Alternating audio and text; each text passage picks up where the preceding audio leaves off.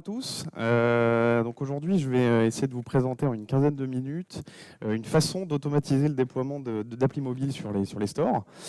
C'est quelque chose qui est assez chronophage et assez rébarbatif à gérer manuellement. Donc voilà, j'essaie de vous présenter une solution que j'ai pu choisir. Je vais commencer par me présenter. Alors, je m'appelle Elian Rioux, je suis de cette école, je suis diplômé de la promo 2013. Voilà.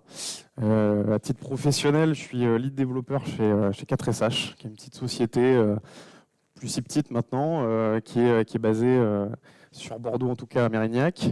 Et je suis aussi j'ai été organisateur de BDX.io pendant les éditions donc 2015 à 2017. Voilà, j'ai un peu décroché depuis cette année, ça me permet de consacrer un peu plus de temps aux activités un peu plus personnelles, etc. Ce qui n'est pas plus mal aussi. Ok, donc si on commence par le début, je vais vous parler un peu du besoin qui m'a poussé un peu à essayer de chercher une solution pour automatiser le déploiement d'applis sur les stores.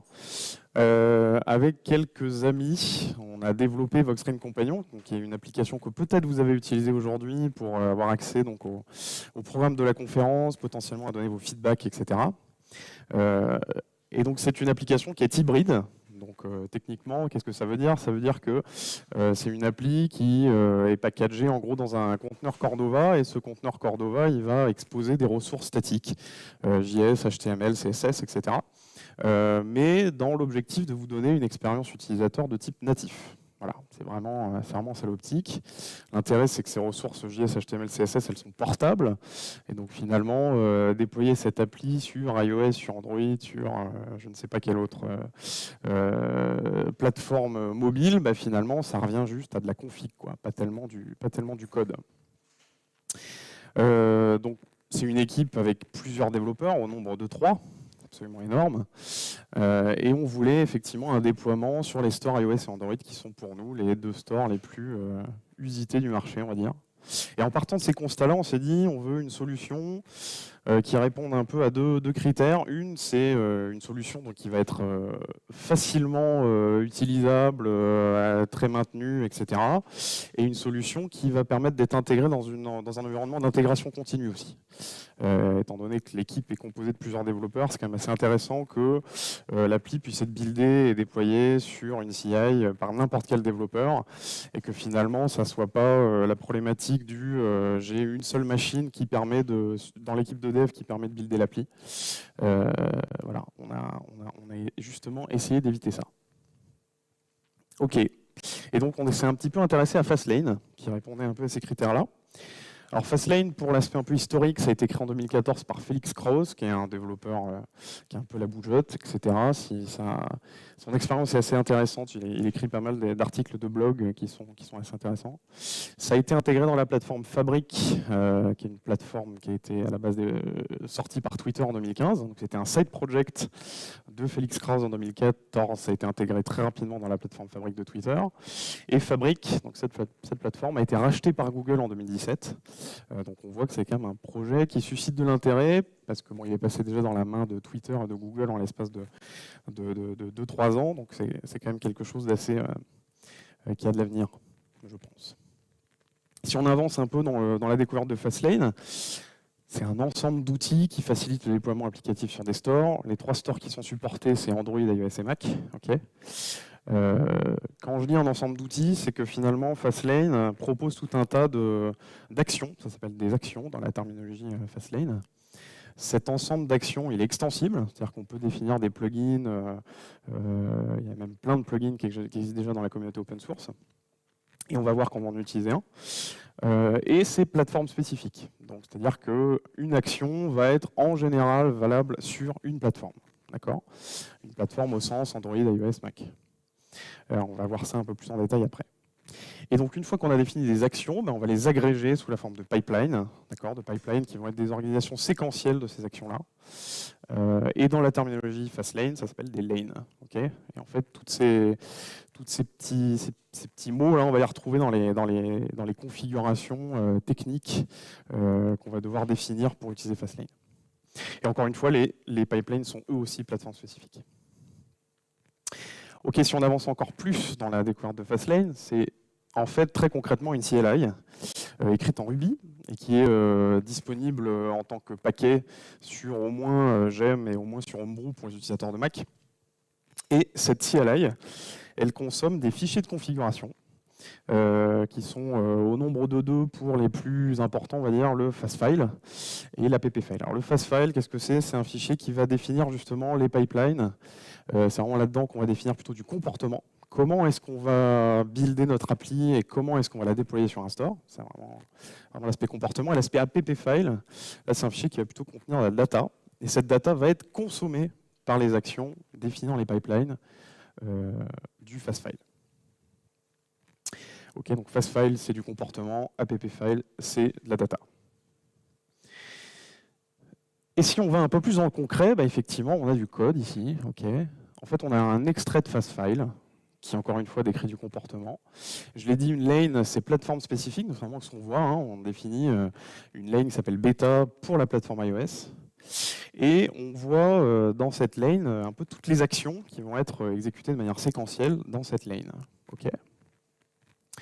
Donc cette lane, on commence par la décrire. On commence par dire, OK, ça permet de soumettre un build de type bêta sur la plateforme TestFlight d'Apple. Alors TestFlight, pour ceux qui ne sont pas forcément hyper habitués à la terminologie App Store Connect, c'est le programme de test ouvert et fermé d'Apple. Donc ça permet de déployer un build et de le rendre accessible à un ensemble de développeurs, en tout cas d'utilisateurs limités, avant de déployer le build sur le store grand public une fois que effectivement les tests ont été effectués.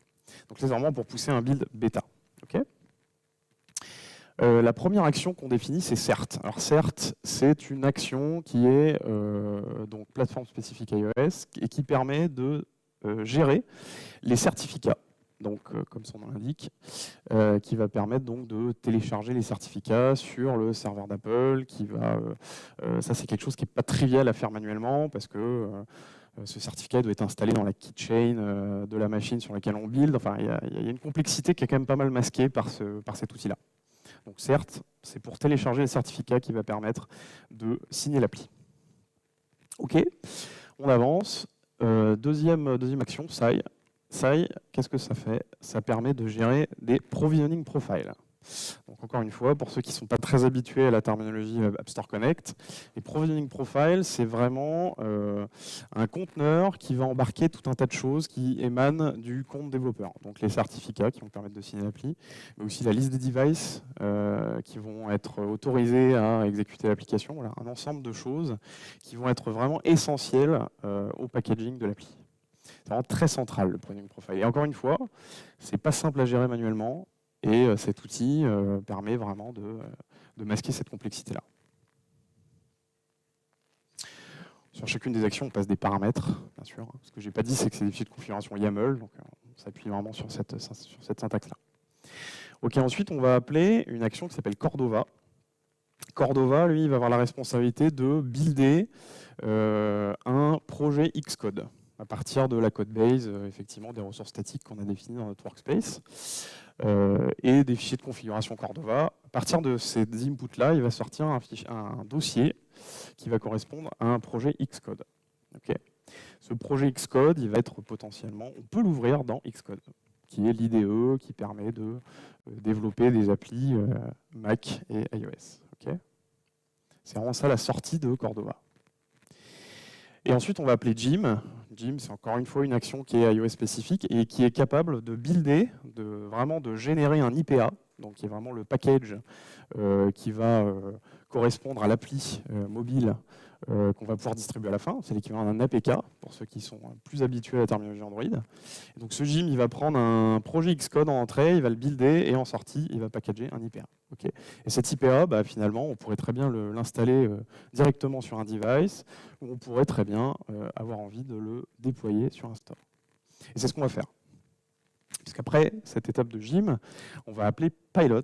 Pilot, sa responsabilité, c'est de prendre une appli packagée et de la déployer sur le programme de TestFlight d'Apple. Donc on va pousser ce build vers App Store Connect TestFlight. Okay. Et à la fin, on a la possibilité de notifier en plus l'équipe de dev sur un channel Slack en particulier pour effectivement dire que l'appli a été successfully released. Voilà. Donc on a vraiment un pipeline de bout en bout qui permet de pousser l'appli.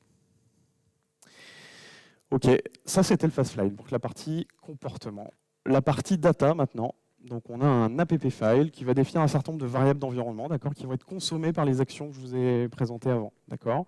Donc dedans, on a des éléments de configuration, la façon dont on se connecte sur l'App Store Connect en bas, là c'est ce qu'on voit, le Team ID, l'Apple ID, l'App Identifier. Là ce que je vous montre pas, c'est qu'il y a aussi les mots de passe, bien sûr, mais bon, vu que le talk est enregistré, je préfère éviter. Voilà, c'est vraiment un set de data qui vont permettre, qui vont être injectés dans les actions. Ok. Chouette. À partir de ces éléments-là, donc de cet app file et de ce fast file, en gros, une fois qu'on a défini ces fichiers-là, on a ces deux commandes-là à lancer.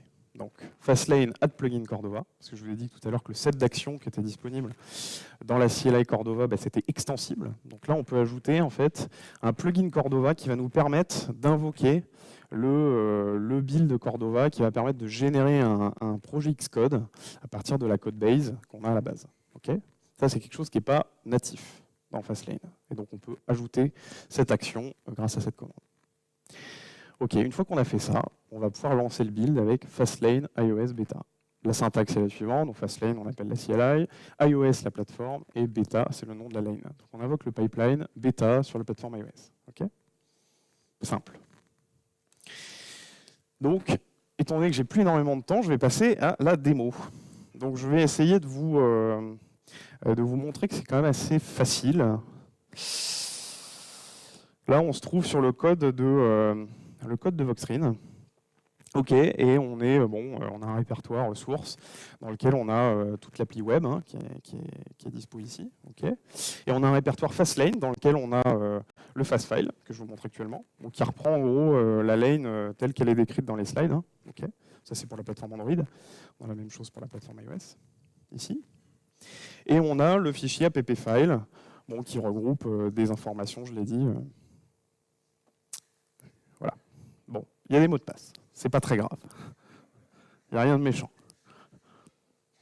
Aucun problème. Je gère. Et donc, à partir de ces fichiers-là, je vous l'ai dit, je vais générer deux commandes. Enfin, je vais lancer ces deux commandes. Je vais faire un fastlane add plugin Cordova.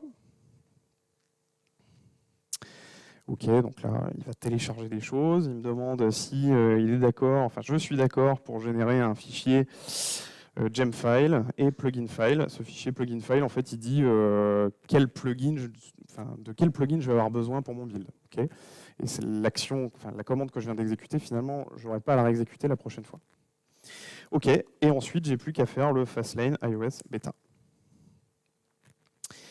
Et donc là, il va exécuter toutes les actions de mon pipeline. Donc il va commencer par cert, d'accord, on le voit ici. Je ne sais pas si vous voyez bien.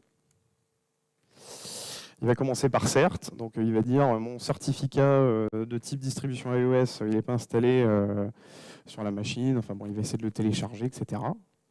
Ensuite, SAI, c'est pareil, il va télécharger le provisioning profile qui va permettre donc de builder l'appli. Dans ce provisioning profile, il y aura le certificat que j'ai téléchargé avant. Okay. Oui, ok. Ça, c'est l'effet démo, bien sûr. On recommence. Bien sûr, c'était obligé. Ça.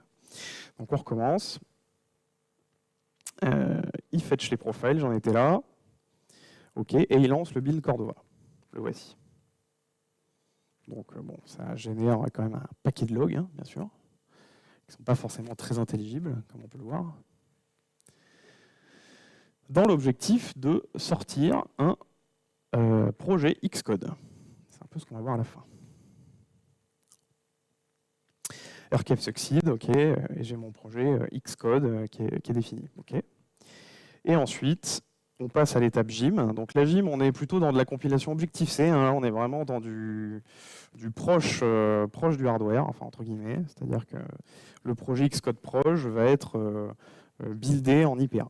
Et c'est un peu ce qu'on a à la fin. On a cette ligne qui nous dit, ok, j'ai généré un IPA dans ce pass-là. Ok, chouette. Et ensuite, j'ai lancé une notification Slack. Donc là, sur un channel Slack de mon choix, j'ai une notification qui est partie pour me dire que mon appli était successfully built. Et là, je suis en train d'appeler le step pilot qui va permettre de pousser. De pousser, c'est où? C'est pas là, c'est là. J'en ai beaucoup, des teams. Ouais, voilà, donc là, il essaye de pousser en gros l'IPA sur le store. Ok, chouette.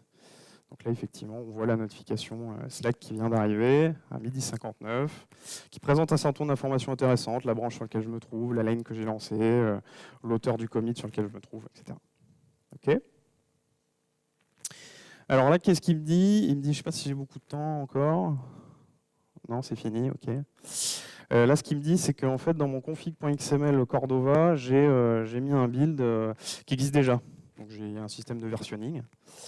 Ça va aller vite, je me dépêche. Donc le 22 existait déjà, et effectivement, quand on va voir sur le compte FastFlight, TestFlight, pardon, que je dois avoir quelque part ici. Voilà, sur le deuxième onglet, effectivement, on voit que mon build, là, je suis sur l'interface TestFlight d'AppStore Connect. Effectivement, mon build 22 il existe déjà. C'est ce que m'a dit, effectivement Fastlane. Donc là, je l'ai upgradé vers la version 23. J'espère que ça va bien se passer cette fois. C'était tout à fait maîtrisé, hein, bien sûr. Donc on est reparti sur Jim. Ok, très bien. Mon IPA est buildé. Ça lance une nouvelle notification Slack à 13h01. Chouette. Et on retente l'upload. Bon, ce qu'il faut voir ici, c'est qu'effectivement, ces deux commandes-là que je viens d'exécuter, elles sont tout à fait exécutables dans un job Jenkins ou ce que vous voulez. Alors, exception faite que pour faire du build de iOS, effectivement, il faut que la machine qui va exécuter ces deux commandes soit sur un système de type iOS, de type macOS plutôt. Donc nous, dans notre boîte, on a monté un slave Jenkins qui tourne sur un Mac mini et qui permet effectivement de faire ces builds-là en appelant en gros les deux commandes que j'ai montrées auparavant. Bon là, après, c'est considération de bande passante. Je ne sais pas si on va arriver à aller jusqu'au bout de l'upload. Je dépasse un peu. Mes excuses. Si je veux un petit peu avancer pendant que le build se termine, ce que je peux vous dire, c'est qu'effectivement, Fastlane propose quand même pas mal d'autres actions, donc je n'aurai pas le temps de vous présenter pendant ces 15 minutes-là. On peut versionner des screenshots, on peut versionner les métadatas qui sont ajoutés sur les pages de store, on peut générer de la documentation, etc. Et on évalue aussi des services de CI qui existent sur les internets et qui permettent effectivement de faciliter l'intégration d'un pipeline Fastlane et qui s'appelle notamment Bitrise. C'est un peu ce qu'on a essayé. C'est assez facile à mettre en place. Et sinon, effectivement, vous pouvez définir des builds Jenkins un peu comme vous voulez, mais c'est un petit peu plus laborieux quand même. Alors, on en est où? Il est toujours en train d'uploader. Okay, donc ça, c'est le réseau de l'NSERP qui est un petit peu long. Je pense que je vais avoir du mal à vous montrer le résultat. Hop. Uptune Transporter, successfully finished its job. Ok, chouette. J'ai un summary à la fin qui me donne les temps d'exécution. Et si je vais sur mon interface AppStore Connect, je vais normalement voir mon build numéro 23 que j'ai poussé devant vos yeux aujourd'hui. Voilà. Et donc, bon, effectivement, il y a un temps de processing ensuite, après l'avoir uploadé. Ça, c'est assez normal. Qui prend en général une quinzaine de minutes. Et je m'arrêterai là pour aujourd'hui. Avez-vous des questions? Ouais.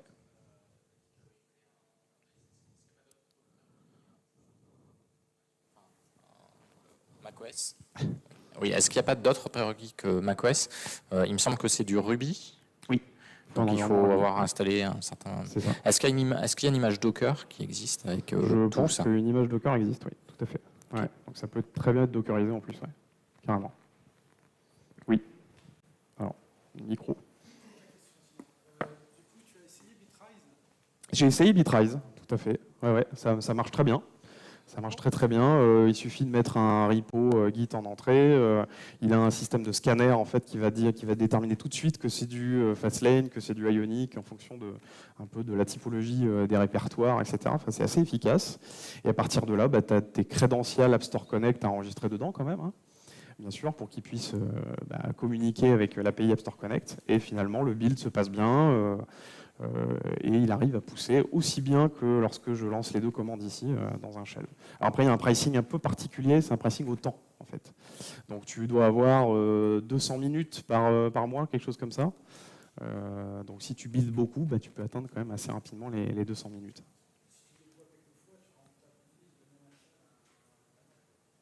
Oui, je pense. Je pense que tu as raison. Tout à fait. Oui, non, mais tout à fait. Tout à fait. Ouais. Exactement. Donc ça fonctionne aussi à base d'images Docker, hein, d'ailleurs, puisque Bitrise, c'est ce qu'il fait. Hein. Au début de l'exécution du job, il va provisionner un environnement à partir d'un Dockerfile qu'il a dans son workspace. Et il va lancer les commandes Fastlane pour builder. Voilà. D'autres questions? Non, ce sera tout. Bon. Eh bien, merci à vous.